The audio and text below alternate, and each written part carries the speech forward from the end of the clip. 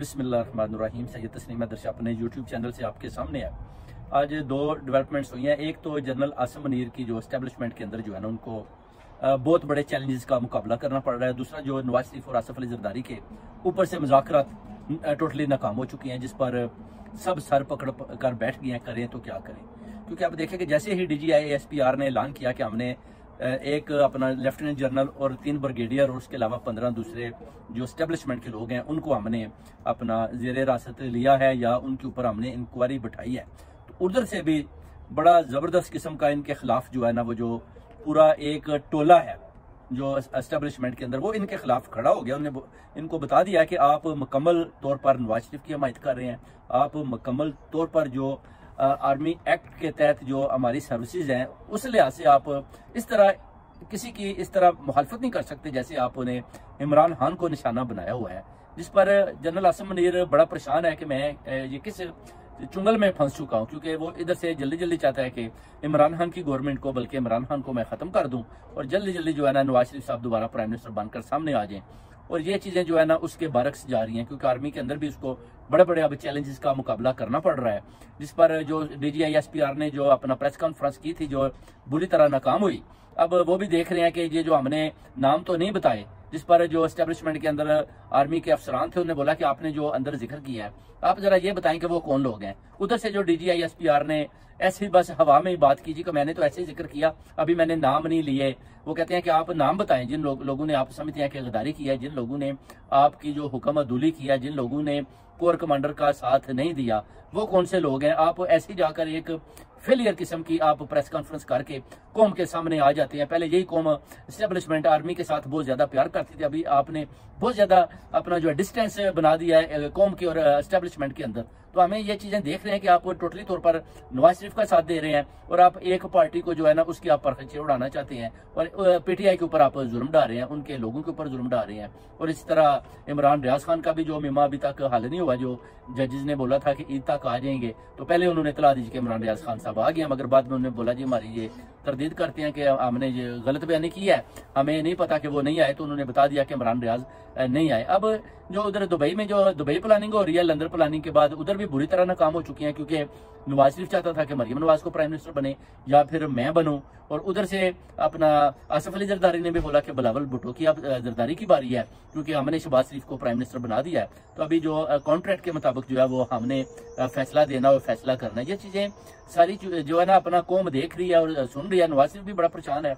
वो सोच रहा था कि मैं चला जाऊंगा पाकिस्तान, अब वो भी वापस लंदन की तरफ सोच रहा है मैं वापस आ जाऊं। अगर अब वो आ जाता है तो उसके बाद वो बुरी तरह नाकाम है, वो कभी भी पाकिस्तान की तरफ नहीं जा पाएगा। अगर उसको उधर से ग्रीन सिग्नल नहीं मिलता और दुबई से वो वापस आ जाता है, जो कि 1 घंटे की फ्लाइट पर उसको पाकिस्तान पहुंचना चाहिए, जिस पर जनरल आसिम मुनीर ने भी उसको ग्रीन सिग्नल नहीं दिया, क्योंकि जनरल बाजवा भी इधर बर्मिंघम में एक होटल में छुपा बैठा है, उसने भी ग्रीन सिग्नल नहीं दिया। बेसिकली जहां तक मेरा ख्याल है ये यही चाहते हैं कि अगर नवाज शरीफ उधर आता है तो जैसे चौधरी एतजाज हसन ने फरमाया कि इनको दोबारा गिरफ्तार किया जाएगा और इनको जेल में जाना पड़ेगा। इस तरह नहीं हो सकता कि अगर प्राइम मिनिस्टर हैं तो जी आप प्राइम मिनिस्टर के भाई हैं और आपने क्राइम किया है तो आप क्रिमिनल हैं, क्रिमिनल एक्टिविटीज करते हैं तो आपको सीधा जाती उम्रा जाने दिया जाए। आप देख सकते हैं कि बेनजीर भुट्टो के दौर में उनके भाई अपना मुर्तजा भुट्टो को भी आप देख लें कि वो भी मारे गए थे, उनको भी शहीद कर दिया गया था और कुछ भी नहीं बना था। इसी तरह नवाज शरीफ को भी यह फर्क करना चाहते हैं। बेसिकली सारी एजेंसीज मिलकर जोर लगा रही है कि किस तरीके से भी नवाज शरीफ हमारे चुंगल में आ जाए, एक दफा दुबई से यह फ्लाइट पकड़कर पाकिस्तान की लैंड पर आ जाए, इसको फिर पकड़कर जो है ना बाइंड बाहर डाल दे, उसके बाद हो सकता है कि गेम चेंज हो जाए। क्योंकि एस्टेब्लिशमेंट ने जब 2 ग्रुप बंदी हो चुकी है तो अपना chief of army staff general Asim Munir को बड़ी मुश्किलात का सामना करना पड़ रहा है। एक तरफ उधर भी 3 स्टार जनरल्स खड़े हैं, एक उधर कोर कमांडर भी खड़े हैं, इधर भी एक टोला खड़ा है जो पाक आर्मी के खिलाफ उनकी जो टर्म्स एंड कंडीशन है जो उनके खिलाफ वो चल रहा है, जो गैर आईनी काम करवा रहा है, जो ला कानूनियत पर मुश्तमिल काम कर रहा है, जो जबरदस्ती लोगों को पार्टी चढ़वा रहा है, जो लोगों के ऊपर जबरदस्ती दहशतगर्दी के पर्चे कटवाने की कोशिश कर रहा है, लोगों को सजाएं दिलवा कर उनको डराने धमकाने की कोशिश कर रहा है, जिसमें वो बुरी तरह नाकाम हुए हैं। अब देखना यह है कि वो कैसे और किस तरह से लोगों को सजाएं दिलवाते हैं, वो कौन सा गैर आईनी कानून है जो कानून के अंदर शामिल है, वो कौन से कानून के तहत वो जो है ना इनको सजाएं देते हैं। ये चीजें सारी अभी कौम के सामने आ रही हैं और आप आहिस्ता आहिस्ता देखेंगे कि जनरल आसिम मुनीर का भी जोर जो है ना बेसिकली उनका आर्मी के अंदर टूट चुका है। उनमें वो ताकत नहीं रही जो पहले बाजवा उनको देकर गया था। बाजवा भी अभी बर्मिंघम होटल में छुपा हुआ है, वो भी परेशान है कि ये तो सारा जोर जो है, जितनी ताकत मैंने इनको दी थी वो उतनी ताकत के साथ काम नहीं हो रहे। शुरू में लोग डर के चले गए थे, मगर अभी लोग दोबारा वापसी का सोच रहे हैं कि ये तो ऐसे ही इन्होंने हमें डराया है और इनकी जो अपनी प्रेस कॉन्फ्रेंस है वो बुरी तरह से फेल हुई है और ये हर तरफ से नाकाम हुआ है और इमरान खान को ये नाकाम करने में भी नाकाम हुए हैं और जितने भी इन्होंने प्रेस कॉन्फ्रेंस किया है कौम ने भी मानने से इनकार कर दिया है, बल्कि इससे इमरान खान का वोट बैंक और बढ़ा है। तो ये सारी चीजें देखने और सोचने वाली हैं दोस्तों भाइयों। पूरी कौम, पूरी पाकिस्तान, पूरी ओवरसीज कम्युनिटी ये चीजें देख रही है क्योंकि लोगों में शऊर आ चुका है और वो चाहते हैं कि किसी तरीके से भी एक दफा अपना इलेक्शन हो, साफ और शफाफ इलेक्शन हो। उसके बाद ये जो वोट का हक है कौम के पास है, आइन और कानून के मुताबिक जो भी पार्टी जीत कर सामने आती है उनका जो आदमी है वो सामने प्राइम मिनिस्टर की चेयर पर बैठे और पाक आर्मी और प्राइम मिनिस्टर एक पेज पर आए। और अदलिया भी परेशान है, सुप्रीम कोर्ट के जजेस भी परेशान है, ताब निहाल भी परेशान है, इसी तरह अपना जो फायज ईसा भी बेसिकली उसको भी पता है अगर मैं आऊंगा तो मुझे गैर आईनी जब मैं काम करूंगा तो लोग मेरे ऊपर भी जूते उठा लेंगे और बताएंगे कि तुम ये गैर आईनी काम कर रहे हो। जो इससे पहले सुप्रीम कोर्ट के जजेस आए हैं उन्होंने जो फैसले दिए, अगर आप उन फैसलों के खिलाफ जाएंगे तो वो भी बताएंगे कि हमने आइन और कानून के मुताबिक